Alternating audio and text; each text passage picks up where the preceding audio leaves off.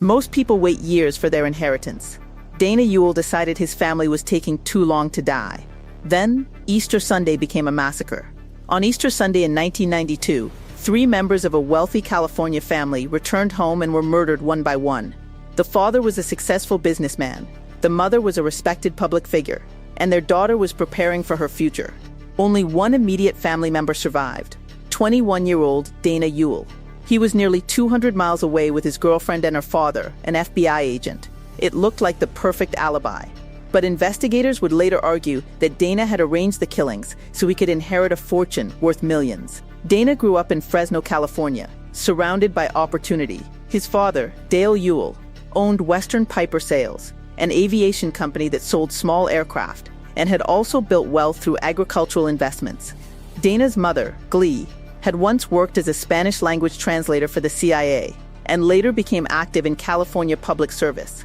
His older sister, Tiffany, was completing graduate studies at California State University, Fresno. Together, the family had created an estate valued at approximately $7 million to $8 million. Dana was not neglected or struggling. His parents paid for his education, provided him with an allowance, bought him expensive equipment, and gave him a Mercedes.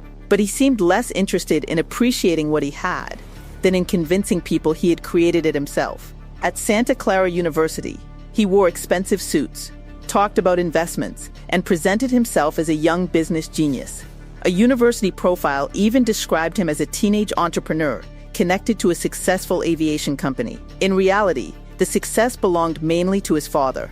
Dana wanted people to see him as wealthy, powerful, and independent. He reportedly exaggerated his achievements and behaved as though the family company was already under his control. The problem was that the fortune he wanted still belonged to his parents. He could enjoy a privileged life, but he could not yet command the estate. At university, Dana became close to another student named Joel Radovchich. Joel also wanted wealth and status, but unlike Dana, he had no multi-million-dollar inheritance waiting for him. Prosecutors later argued that they created a plan. Joel would kill Dana's parents and sister, and Dana would reward him from the inheritance. If Tiffany remained alive, she would receive part of the estate. If all 3 died, Dana would become the sole surviving heir. The plan was carefully prepared. An associate of Joel's purchased an @9 semi-automatic firearm because Joel did not want his own name connected to it. The gun was modified, a homemade suppressor was constructed, and a device was created to catch the shell casings. Dana, meanwhile, needed to be far from Fresno when the murders happened. Easter weekend provided the opportunity. On April 19, 1992, Dana spent the morning with his family at their beach house near Watsonville. Monica's father was an FBI agent, making the location especially useful as an alibi. Dana remained there while his parents and sister traveled back to Fresno. According to the prosecution, Joel entered the Ewell home before the family returned. He carried the weapon in pieces and assembled it inside. He wore layers of gloves and used plastic sheeting to reduce the evidence he might leave behind. Glee and Tiffany arrived first. Tiffany was shot in the back of the head, and Glee was then shot inside the home. Dale returned later after flying separately. When he walked through the house, the killer stepped out and shot him from behind.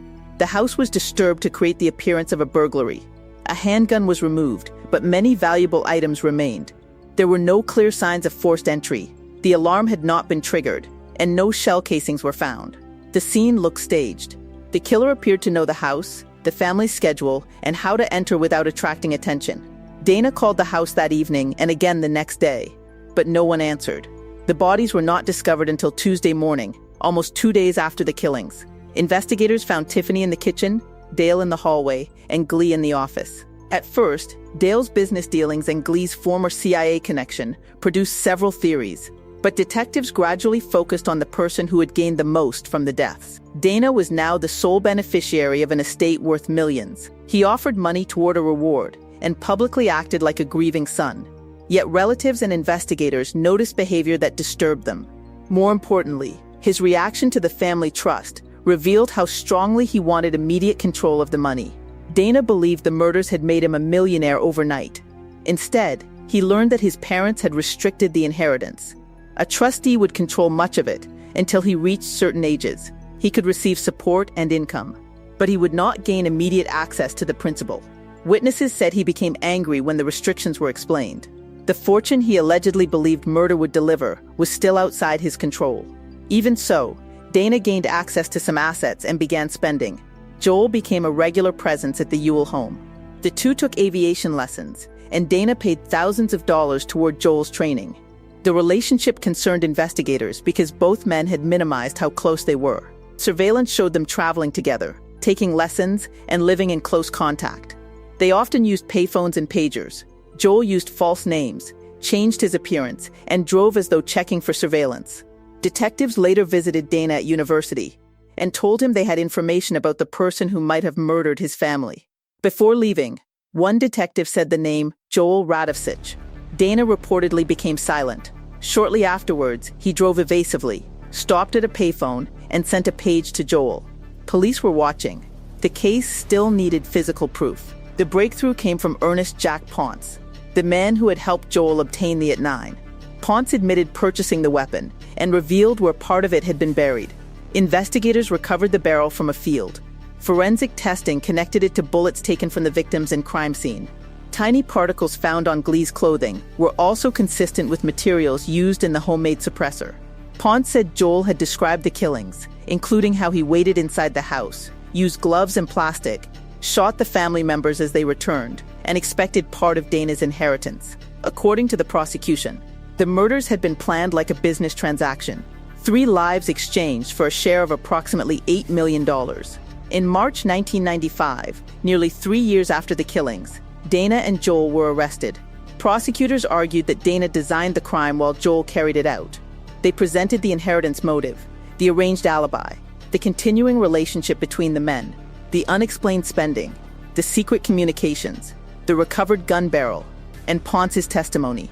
The defense challenged the witnesses and argued that the evidence did not prove Dana had ordered the murders, but prosecutors built a chain connecting the 2 men to the crime: the weapon purchased through another person, the homemade suppressor, the payments after the murders, the false descriptions of their friendship, and the attempts to communicate secretly while detectives watched them. In 1998, both men were convicted of 3 counts of first-degree murder. The jury also found special circumstances involving multiple murders, financial gain, and lying in wait. Prosecutors sought the death penalty, but the jurors did not unanimously agree. Dana and Joel were sentenced to life in prison without the possibility of parole. Dana had been born into the life he pretended to have created. His parents gave him education, money, transportation, and future financial security. He was not trying to escape poverty. He was trying to avoid waiting.